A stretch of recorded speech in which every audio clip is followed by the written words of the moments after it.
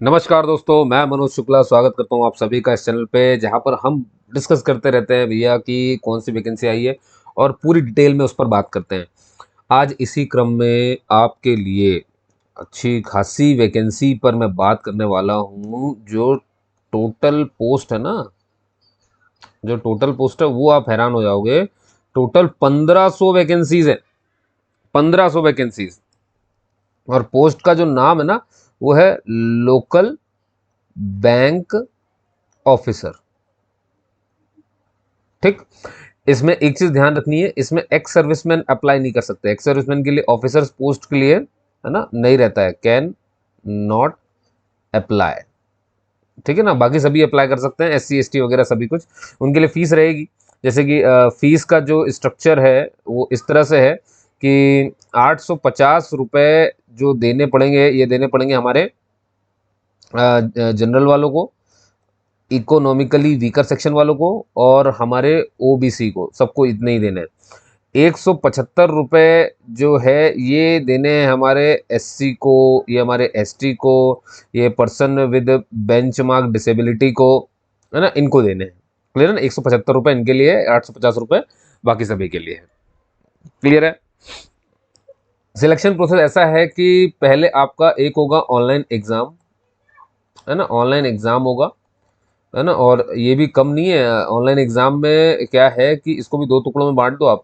एक तो आपका ऑब्जेक्टिव है, ऑब्जेक्टिव, है ना। और ऑब्जेक्टिव जो है वो करीब करीब 3 घंटे का है पूरा ऑब्जेक्टिव। और एक होगा आपका डिस्क्रिप्टिव। डिस्क्रिप्टिव मतलब आपको लिख करके दिखाना पड़ेगा, है ना, इंग्लिश के कुछ ऐसे वगैरह आ जाएंगे। 30 मिनट का इसको टाइम दिया गया है, 30 मिनट। तो आप देखोगे टोटल जो टाइम हो गया है एग्ज़ाम का, वो आपका सिर्फ ऑनलाइन एग्ज़ाम का जो है वो 3 घंटे 30 मिनट तक आपका एग्ज़ाम चलेगा। मोटा मोटा आधे घंटे पहले आपको वहाँ पहुँच जाना, 4 घंटे आपको एग्ज़ाम वेन्यू पे आपको रहना पड़ेगा। क्लियर है कहानी। ये 1500 वैकेंसीज है और ये लोकल बैंक ऑफिसर लिखा हुआ है। इसके अलावा आपका JMGS पड़ेगा, इससे आपको कुछ मतलब नहीं है। सैलरी वगैरह आप देख रहे हो 50,000 से आसपास आप उठा रहे हो। क्लियर है ना। बहुत सारे अलाउंसेज हैं, बहुत सारे अलाउंसेज। अब ये स्पेशल अलाउंस है, डियरनेस अलाउंस है, रहने के लिए घर मिलेगा, हॉस्पिटैलिटी के लिए आपको सब रिएम्बर्समेंट सब मिल जाएगा, सब कुछ दे रहे हैं ये। आप परेशान मत होइए। जो ये 1500 वैकेंसी है ये हर राज्य में ओपन नहीं है। उससे भी पहले मैं आपको एक चीज़ और बता दूं, आप एज के बारे में मुझसे पूछ सकते हैं। देखिए, ये जो एज यहाँ पे मैं लिखूंगा ना, ये जनरल के हिसाब से होती है। तो जनरल के हिसाब से जो मिनिमम एज है वो आएगी आपकी 20 साल, और इनके हिसाब से जो मैक्सिमम एज है वो आ जाएगी 30 साल। ठीक है ना, ये 30 साल। अब बाकी के लिए क्या है, तो देखिए, अगर आप ओबीसी से हैं या मान लो आप एससी से हो या एसटी से हो, देखो सबके लिए मिनिमम एज तो यही है ना। हर कैटेगरी के लिए मिनिमम एज 20 साल ही है। बस क्या होगा, मैक्सिमम में अंतर पड़ जाता है। मैक्सिमम में जैसे यहाँ पे 30 साल लिखा है ना, SC ST इसमें 5 साल बढ़ा लो तो उनके लिए 35 साल हो जाएगी। तो यहाँ पे लिखा था 5 साल का उनको छूट मिलती है। ओबीसी में नॉन क्रीमी लेयर को मिलती है, इनको 3 साल की छूट मिल जाती है। तो ये लास्ट वाले में 3 साल जोड़ लो। वहीं पर जो पर्सन विद बेंचमार्क डिसेबिलिटी होते हैं, इनको 10 साल की छूट मिल जाती है मैक्सिमम। जनरल की मैक्सिमम एज से 10 साल आगे बढ़ा लो आप। ठीक है ना। और वहीं फिर दंगों वगैरह की बात रहती है। दंगों वगैरह में अगर कोई फंसा था कि 1984 के कोई दंगों में रह गया था, है ना, 1984 के दंगों में कोई फंसा था, वो परिवार है, वो अगर इसे भर रहा है तो उनको भी 5 साल तक की छूट मिलती है। एक्स सर्विसमैन के लिए इसमें पोस्ट नहीं है, मैं पहले बता रहा हूँ। इसमें आपका एक्सपीरियंस कुछ काउंट नहीं होगा, कोई मतलब नहीं है उस बात का। ठीक है ना। और जो आप डेट देखना चाहें वो ये रही कि ये जो 24 आप देख रहे हो ना, 24 अक्टूबर 2024, ये इसकी स्टार्टिंग डेट है ना। और वहीं इसका जो 13 नवंबर 2024 है, ये इसकी एंड डेट है। तो उससे पहले पहले आपको ये फॉर्म भर लेना है। यूनियन बैंक ऑफ इंडिया की ये पोस्ट है ना, परमानेंट जॉब है, ऐसी कोई टेम्परेरी नहीं है। ठीक है ना। अब आते हैं कि सर सिलेक्शन प्रोसेस में पूरा तो बताइए आप, ये तो आपने इतना बताया। अब ध्यान से देखना, मैं बता रहा हूँ सिलेक्शन प्रोसेस में पहली चीज आपकी यही होगी, ये हो गया आपका फेज 1। ठीक है ना, फेज 1। अब आप इसको जो लोग क्वालिफाई कर लेंगे वो लोग जाएंगे फेज 2 में। ठीक है, फेज 2 में, फेज 2 में उनके पास क्या होना, उनका होगा language proficiency test. Language proficiency test, इसका मतलब ये क्वालिफाइंग नेचर का है ना, इसको आपको सिर्फ क्वालिफाइंग कर लेना है। ठीक है ना, क्वालिफाइंग नेचर का ही ध्यान रखना। लैंग्वेज प्रोफिशिएंसी टेस्ट का मतलब ये है कि जिस राज्य के लिए भी आप भर रहे हैं, जरूरी नहीं कि आप उसी राज्य के हो, है ना। और ये भी जरूरी नहीं कि आपने 10वीं 12वीं में उसको एक सब्जेक्ट के रूप में पढ़ा हो। मतलब ऐसा नहीं होना चाहिए कि जैसे होता है ना कि मान लीजिए मराठी एक सब्जेक्ट होना चाहिए तभी आप महाराष्ट्र का भर पाएंगे, ऐसा कोई नियम नहीं है। आप मध्य प्रदेश के, आपने कभी मराठी नहीं पढ़ी तो भी आप इसे भर सकते हैं, लेकिन बस आपको लैंग्वेज प्रोफिशिएंसी टेस्ट देना पड़ेगा, उसको क्वालिफाई करना पड़ेगा। अगर वहां पर क्वालिफाई नहीं हो पाए लैंग्वेज प्रोफिशिएंसी टेस्ट में तो आपको डिस्क्वालीफाई कर दिया जाएगा। अब इसमें क्या होगा, ध्यान सुनिएगा। इसमें आपको रीडिंग करवाएंगे मराठी, अगर मान लो महाराष्ट्र से आप भरते हो तो, है ना। आपको रीडिंग करवाएंगे, आपको पढ़ने के लिए देंगे, आपको उसे पढ़ना पड़ेगा, है ना। आपको सुनने के तो रीडिंग, राइटिंग और लिसनिंग ये सब चीजें होती है। ये अगर आपका बढ़िया हो जाएगा 20-30 मिनट का तो है वो, है ना, तो आप आगे बढ़ जाओगे। इसके लिए जरूरी नहीं कि आपको प्रमाण पत्र दिखाना पड़ेगा या कोई डिग्री दिखानी पड़ेगी या कुछ सर्टिफिकेट दिखाना पड़ेगा कि मैंने ये लैंग्वेज सीखी है। इससे कुछ फर्क नहीं पड़ता, किस राज्य से हो कोई फर्क नहीं पड़ता। अलग अलग राज्यों में ये वैकेंसीज 1500 ओपन हुई है। आप किसी एक ही राज्य के लिए भर सकते हैं। एक राज्य के भरने के बाद आप किसी और राज्य के लिए इसे नहीं भर सकते, इसका आपको विशेष ध्यान रखना है। ठीक है ना। पोस्ट का नाम मैंने बता दिया, बहुत सारी चीजें मैंने आपको बता दी है। कितना क्लियर हो गया? ठीक है। और एज की छूट मैंने आपको बता दी, मैंने बहुत सारी चीजें आपको बता दी है। मध्य प्रदेश में ये वैकेंसी ओपन नहीं है, पहले बता दूं। अब आपके दिमाग में आ रहा होगा तो किस किस राज्य के लिए वैकेंसी ओपन है, तो चलिए आ जाइए उसको देख लेते हैं। यहाँ पर ये चार्ट आपको दिख रहा होगा, तो आप यहाँ पर देखिएगा जरा। टोटल 10 राज्य हैं। एक आपका आंध्र प्रदेश है, एक असम है, एक गुजरात है, एक कर्नाटक, एक केरला, महाराष्ट्र भी है, उड़ीसा है, तमिलनाडु है, तेलंगाना है, वेस्ट बंगाल। ज़्यादातर साउथ के हैं। ठीक है, नॉर्थ इंडिया के नाम नहीं आ रहे, आपको दिख रहा है। अब कितनी कौन कौन सी लैंग्वेज आप वो यहाँ पर देख सकते हो, जैसे कि आंध्र प्रदेश में तेलुगु, आपको अगर वहाँ भर रहे हो तो तेलुगु का आपको आना चाहिए। असम का असमीज आनी चाहिए, गुजरात से भरोगे तो गुजराती आनी चाहिए, कर्नाटक से कन्नड़ आनी चाहिए, केरल से मलयालम आनी चाहिए। वैसे ही मलयालम मूवीज आजकल तो भैया, है ना, मतलब आप देखो यार, लेवल क्रॉस देखना आप, एक मूवी है बड़ी प्यारी, क्या सस्पेंस है, आप सोच भी नहीं सकते हो क्या।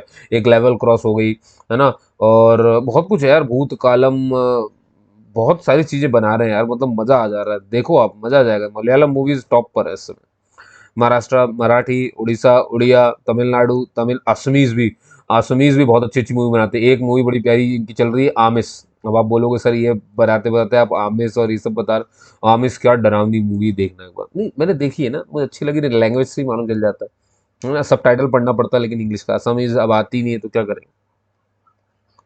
ठीक है, समझ गए आप सभी के सभी, है ना। ये कुछ इसमें बातें थी। एक चीज और ध्यान रखनी है, SC ST वाले अगर मान लीजिए कि उनके लिए कहीं कहीं वैकेंसी नहीं है ना, ऐसा लगता है कि जैसे तो हर राज्य में वैकेंसी है आपके लिए, पर मान लो कि आपको ओपन फाइट करना है तो आप जनरल की सीट से भी ओपन फाइट कर सकते हो। हाँ, तो आप जब आप जनरल की सीट से फाइट करते हो ओपन, तो मैं आपको बता दूं, देखिए क्या क्या नुकसान है और क्या क्या फायदे हैं।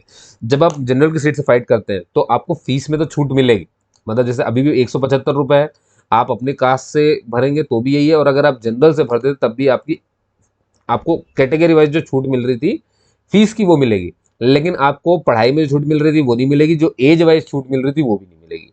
फिर आपका मतलब समझ गए हो ना, हर चीज फिर आपकी हो जाएगी इनके हिसाब से। अभी सिलेक्शन प्रोसेस में एक चीज और बची हुई है।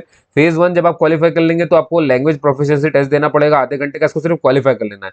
इसके बाद आपका होगा पर्सनल इंटरव्यू, जो कि है फेज 3। समझ गया ना। इसके बाद आपको क्या देना है, इसके बाद आपको देना है, यहाँ पे कहीं पे है ही नहीं, लिखने के लिए जगह ही नहीं है, मैं यहाँ लिख देता हूँ। अब आ जाता है आपका फेज 3, जो कि है PI पर्सनल इंटरव्यू, और ये 100 मार्क्स का है। ठीक है ना। अब इसमें भी ऐसा है कि जैसे मान लीजिए कोई बंदा, मतलब इसमें क्वालिफाइंग रखा गया है ना। देखो क्या है, मेरिट जो आपकी बनेगी ना, मेरिट दो चीजों पे निर्भर करती है। एक आपका ऑनलाइन एग्जाम और दूसरा आपका पर्सनल इंटरव्यू। ठीक है ना। ऑनलाइन एग्जाम आपने देख ही लिया, मैंने बता दिया आपको। इन दोनों से मिल करके अब इसमें कितना प्रतिशत ऑनलाइन एग्जाम का रहेगा मेरिट में और कितना पर्सनल इंटरव्यू का रहेगा। ऑनलाइन एग्जाम का जो परसेंटेज है वो 80% इस पर निर्भर करता है, और 20% इस पर निर्भर करता है। ये होगा टोटल 100%। अब आपको इसी 100% में से नंबर दे दिया जाएगा, ये मेरिट का तरीका है। ठीक है ना। इसका मतलब जो फेज 2 है लोकल प्रोफेशनल टेस्ट, ये सिर्फ क्वालिफाइंग नेचर का, इसमें कुछ भी एक्स्ट्रा आपको करना ही नहीं है, सिर्फ क्वालिफाई कर लो, बात खत्म हो जाएगी। समझिए, तो इसका थोड़ा सा विशेष ध्यान रखेंगे जो मैंने आपको बताया। मैं भी आपको ये बता दूंगा कि अब आपको ये जानना है कि सिलेब मतलब क्या क्या पढ़ना है, कैसा पेपर है, क्या है देखने को मिल रहा है, वो भी अब मैं आपको दिखा देता हूँ। आ जाइए नीचे चलते हैं। डेट वगैरह सब बता दी मैंने, डेट वगैरह आपको, है ना, ये डेट छूट वगैरह सब दी हुई है यहाँ पर। और हैंडीकैप में जो दिव्यांग भाई बहन है वो विजुअली इम्पेयर्ड अप्लाई कर सकते हैं, हीयरिंग इम्पेयर्ड अप्लाई कर सकते हैं, जो ऑर्थोपेडिकली चैलेंज्ड है, जैसे कि जिनके एक हाथ नहीं है, एक पैर नहीं है, या फिर दोनों पैर या दोनों हाथ नहीं है, या एक हाथ एक पैर नहीं है, ये सब इसमें आ जाता है। सेरेब्रल पेल्सी इसमें आ जाता है, लेप्रोसी क्योर्ड आ जाता है, बौनापन आ जाता है, डॉफिज्म, एसिड अटैक के जो विक्टिम है वो आ जाएंगे, जिनको मस्कुलर डिस्ट्रॉफी है वो भी इसमें आ जाएंगे, इंटेलेक्चुअल डिसेबिलिटी भी आ जाती है। इंटेलेक्चुअल में जैसे कि आ जाता है ऑटिज्म, है ना, ये माइंड वाला होता है, स्पेसिफिक लर्निंग है, मतलब अच्छे से नहीं पढ़ पा रहे हैं, मेंटल इलनेस है, ये मल्टीपल डिसेबिलिटी वाले भी इसे भर सकते हैं। अब इसमें क्या होता है कि इन दिव्यांग भाई बहनों को स्क्राइब यानी कि हेल्पर की जरूरत पड़ती है। तो आप जब ऑनलाइन फॉर्म भरेंगे तो आपको वहाँ पर मेंशन करना पड़ेगा कि मुझे स्क्राइब की ज़रूरत है, तो आपको ये खुद ही अरेंज करना पड़ेगा अपने कॉस्ट पर। ये साफ साफ यहाँ पे लिखा हुआ है। स्क्राइब की लिए अलग से एडमिट कार्ड आता है ना, उसकी पूरी जानकारी देनी पड़ती है, आपके एडमिट कार्ड में भी रहेगा, सब कुछ रहेगा, वो तो जब आप भरेंगे सब पता चल जाएगा आपको, ठीक है ना। तो उसका ध्यान रखिएगा, बस इतना ध्यान रखें कि स्क्राइब वो व्यक्ति नहीं होना चाहिए जो ये एग्जाम दे रहा हो। एक समय में स्क्राइब सिर्फ एक ही इंसान का हेल्प कर सकता है, एक से ज़्यादा का हेल्प नहीं कर सकता, ठीक है ना। और आपसे कम पढ़ा लिखा होना चाहिए और उसने ये वाला फॉर्म ना भरा हो, कुछ ये सारी कंडीशंस रहती हैं, बस इतनी कंडीशन है और कुछ नहीं। अब आपका दिमाग इस पे जा रहा होगा कि सर अगर हम सिलेक्ट हो गए तो क्या, तो देखिए, सिलेक्ट अगर आप हो गए तो आपको पहले प्रोबेशन पीरियड में रखा जाएगा 2 साल के, लेकिन आपका वहीं पर जो बॉन्ड है ना, बॉन्ड भी आप साइन करोगे ज्वाइन करते समय, बॉन्ड आपका 3 साल का है, ठीक है ना। अब इस 3 साल में ही आपका 2 साल ये वाला इंक्लूड है, ठीक है ना, प्रोबेशन पीरियड इसी में इंक्लूड है। तो 3 साल मिनिमम आपको बॉन्ड मतलब रहना ही पड़ेगा। अगर 3 साल से पहले आप छोड़ते हो 2 लाख रुपए आपको देने पड़ेंगे इन्हें, और जो भी एक्स्ट्रा चार्ज आपके ट्रेनिंग में खत्म खर्च हुआ होगा वो भी देना पड़ेगा। ऑनलाइन एग्जाम की मैं बात करूँ आपसे तो यहाँ देखिए जरा, तो इसमें क्या है ना कि सेक्शनल टाइमिंग चलेगी, मतलब सबकी टाइमिंग अलग अलग है। जैसे मान लीजिए जैसे पेपर ओपन हुआ तो सबसे पहले आपके सामने विंडो ओपन होगा रीजनिंग और कंप्यूटर एप्टीट्यूड का। टोटल 45 क्वेश्चन आएंगे, 60 मार्क्स के रहेंगे। इंग्लिश हिंदी दोनों में आप इसे पढ़ सकते हैं और ये सिर्फ 60 मिनट तक आपके विंडो में चलेगा। यहाँ कोने में ना ऐसे लेफ्ट तरफ आपका टाइम उल्टा शुरू हो जाएगा, 59, 58, 50 ऐसे करते करते खत्म। जैसे ही ये टाइम खत्म होगा अगला सेक्शन ओपन हो जाएगा, जिसका नाम है general economy banking awareness. 40 question इसके हैं और 40 मार्क्स के हैं, और इंग्लिश हिंदी दोनों में आप इसे पढ़ सकते हो। ये सिर्फ 35 मिनट तक ये रहेगा, तो 35 मिनट के अंदर आपको इन 40 सवालों के जवाब देने हैं, आते हैं तो सारे। फिर इसके बाद तुरंत अगला शुरू हो जाएगा डाटा एनालिसिस एंड इंटरप्रिटेशन, है ना, डीआई वगैरह, डीआई आ जाएगा। 35 क्वेश्चन 60 मार्क्स के, इंग्लिश हिंदी दोनों में पढ़ा जा सकता है, और 45 मिनट इसके लिए मिलेंगे। फिर इसके बाद जैसे ही ये खत्म होगा तो आपका इंग्लिश लैंग्वेज शुरू हो जाएगा। 35 क्वेश्चन 40 मार्क्स के रहेंगे, इंग्लिश में ही इंग्लिश का क्वेश्चन पढ़ना होगा, और 40 मिनट आपको उसका टाइम मिलेगा, ठीक है ना। इस तरह से आप देखोगे अब तक आपने टोटल इन 4 सेक्शनों के लिए 155 सवाल 200 नंबर के हल कर लिए हैं, और 180 मिनट आपने ले लिए। 180 मिनट का मतलब होता है 3 घंटे आपने ले चुके हैं। अब आपका जैसे ही हो जाएगा, हो सकता थोड़ा सा ब्रेक मिले, जो भी मिले शायद, क्योंकि आधा घंटे तो है। अगला चीज आ जाएगी आपकी, ये डिस्क्रिप्टिव है, ये आपको लिख करके दिखाना है उन्हें, ठीक है ना। इंग्लिश लैंग्वेज का लेटर राइटिंग आएगी या ऐसे आएगा, निबंध है, पत्र है ना। 2 क्वेश्चन इसमें रहेंगे, 25 नंबर के ये रहेंगे, इंग्लिश में ही लिखना है, इसका ध्यान रखें। आधा घंटा मिलेगा, ठीक है। तो 3 घंटा, 3 घंटा 30 मिनट का पूरा पेपर आपका हो गया है। ऑब्जेक्टिव देखिए, ये जितना यहाँ पे देख रहे हो ना पार्ट 4 तक, ये ऑब्जेक्टिव है, ये तो डिस्क्रिप्टिव है। ऑब्जेक्टिव में जो माइनस मार्किंग रखी है वो 1/4 है ना, यानी कि 0.25 मार्क्स आपके कट जाएंगे अगर आपने गलत आंसर दिया तो, ठीक है ना। ये लैंग्वेज प्रोफिशिएंसी टेस्ट ये मैंने आपको बता ही दिया है, 100 नंबर का इंटरव्यू है। अब देखिए, इंटरव्यू 100 नंबर का है, लेकिन इसमें से कितने पास माना जाएगा। देखिए, इन्होंने बोला 40% नंबर जो है जनरल वालों को लेकर के आने पड़ेंगे, ईडब्ल्यूएस को लाने पड़ेंगे, और ओबीसी को लाने नहीं, ओबीसी को नहीं, सिर्फ जनरल और ईडब्ल्यूएस को लाने पड़ेंगे। और वहीं 100 में से 35 नंबर लाने पड़ेंगे एससी, एसटी, ओबीसी और पर्सन विद बेंचमार्क डिसेबिलिटी को, तब वो पास माने जाएंगे इंटरव्यू में, सॉरी, हाँ, इंटरव्यू में पास माने जाएंगे। और रेशियो मैंने आपको पहले ही बता दिया था, ठीक है दोस्तों। अब इसके बाद यहाँ पर ये आप सेंटर वगैरह देख सकते हो कि जिस भी आप राज्य से भरोगे तो उसमें सेंटर कौन कौन से है ना, तो वो यहाँ पे लिखा। मैं पीडीएफ आपको शेयर कर रहा हूँ, लिंक भी आपको दे रहा हूँ जहाँ से इसे अप्लाई करना है, ठीक है ना। लिंक डायरेक्ट दे रहा हूँ इसलिए आपको भटकना नहीं पड़ेगा, डायरेक्ट आप वहाँ जाकर के उसे अप्लाई कर सकते हैं। और बेहतरीन तो यही होता है कि मैं जो कहता हूँ सभी से कि ऑनलाइन जा करके भरवा लिया जाए। क्या है ना, देखिए, अब आपको फोटो वगैरह भी स्कैन करनी पड़ेगी। मैं आपको पहले ही यहाँ पे बता देता हूँ, आपको जो अपनी फोटो वो 3 महीने पुरानी नहीं होनी चाहिए। सब जानते हैं, मुंह आड़ा टेढ़ा ना हो, चश्मा ना पहना हो, चमक ना रहा हो, पीछे व्हाइट बैकग्राउंड हो, ठीक है ना। फोटो वगैरह का साइज देख लेना, ये कम से कम 20 केबी से 50 केबी के बीच में आपकी फोटो रहेगी, ठीक है ना। आपका जो साइन है वो आपको व्हाइट पेपर पर ब्लैक पेन से करके फिर स्कैन करना है। स्कैन करने में आपका जो साइज रखना है आपको वो 10 केबी से 20 केबी के बीच में होगा, ठीक है। फिर आपका थंब आ जाता है, मालूम है ना, बैंक के पेपर में सब चीज़ चलती चलती है। थंब भी आपका 20 केबी से, मतलब वही है ना, समझ गए होगे, व्हाइट पेपर पर 20 केबी से 50 केबी के बीच में होगा। और एक आ जाता है आपका हैंड रिटर्न डिक्लेरेशन, है ना, ये बैंक के पेपर में लगते ही लगते हैं। हैंड रिटन डिक्लेरेशन में एक वाक्य है, बड़ा सा लिखा रहता है, आय ऐसा कर कर कर, ये दुनियादारी, है ना, लिखा रहता है। ये आपका जब आप इसको लिख लेंगे ब्लैक पेन से किसी व्हाइट पेपर पर, तो फिर इसको आपको स्कैन करना है और साइज इसका रखना है 50 KB से 100 KB के बीच में। ठीक है ना। तो देखिए इतनी सारी चीज़ें, डॉक्यूमेंट वगैरह स्कैन करना, और भी बहुत सारी चीज़ें होती है जो आपका सेमेस्टर वगैरह है वो सब अपलोड होती है। तो बेस्ट यही होता है कि ऑनलाइन जाकर के भर लीजिए, वरना इसमें परेशान होगे फिर ऑनलाइन पर सर्च मारोगे यूट्यूब पर कि कैसे रिसाइज करते हैं, कस्टमाइज करते हैं, बहुत सारी झंझट हो जाती है। इससे बेहतर है कि आप दूर रहें, अपने दूसरे काम पे, आप तैयारी पे ध्यान दें, सिलेबस ढूंढें, सिलेबस पे काम करें। मैंने आपको बहुत सारी चीज़ बताई है ना। ये लिखा हुआ है, ये देखिए, ये फोटो वगैरह के कितने कितने क्या रहना चाहिए, सब लिखा है कि रेड आई ना दिखे, ये ना दिखे, वो ना दिखे, इतना पिक्सल, इतना साइज, ठीक है। और ये देखो सिग्नेचर मैंने आपको पहले ही बता दिया, इतने पिक्सल में इतने साइज में होना चाहिए। ठीक है ना। लेफ्ट थंब में भी वही 20 से 50, है ना। हैंड रिटन डिक्लेरेशन कैसा दिखता है, ये देखो यहाँ पे ये लिखा हुआ है, ये लिखा आई से लेकर के रिक्वायर्ड तक पूरा एक पेपर में लिखना है। और यहाँ पर आई में ये लिखा है ना नेम ऑफ द कैंडिडेट, तो यहाँ पर इस जगह पे आपको अपना नाम लिख देना है और बाकी पूरा कॉपी करते हुए चले जाना है और फिर स्कैन करके वापस ले आना है, खत्म कहानी, फिर अपलोड कर देना है। ठीक है दोस्तों, समझ गया मेरी बात, है ना। तो ये थी जरा सी जानकारी, उम्मीद करता हूँ आपको अच्छी लगी होगी, है ना। जैसी भी लगी हो दोस्तों जरूर बताइएगा, और कोई भी डाउट होने पर आप मुझसे यहाँ भी पूछ सकते हो। और इंस्टाग्राम में मेरा पेज है डिस्कशन विद मनोज नाम से ही है, कुछ भी अपन ने अलग अलग नहीं किया है ना, कि इधर अलग नाम रखें उधर अलग नाम रखें। आप यहाँ पर भी मुझसे बातचीत कर सकते हैं, वहाँ पे भी मुझसे बातचीत कर सकते हैं। ठीक है, जानकारी मेरे हिसाब से मैंने पूरी दे दी है, फिर भी आपके मन में कोई डाउट हो तो आप मुझसे यहाँ पर पूछ सकते हैं। ठीक है दोस्तों, तो बंद करें वीडियो, है ना। देखिए मेरे पास ज़्यादा तामझाम नहीं है, मैं बहुत बड़ा आदमी नहीं हूँ कि मैं बहुत बड़ा कैमरा लगाऊं और ये सब वो सब करूँ। इसलिए लैपटॉप के कैमरे से छोटा सा यहाँ पे एक लाइट जला ली, उसी से मैं काम कर लेता हूँ। दोस्तों आपको जो जानकारी देनी मैं दे देता हूँ, है ना। उतना एडिटिंग वगैरह ये सब अपने बस का है नहीं।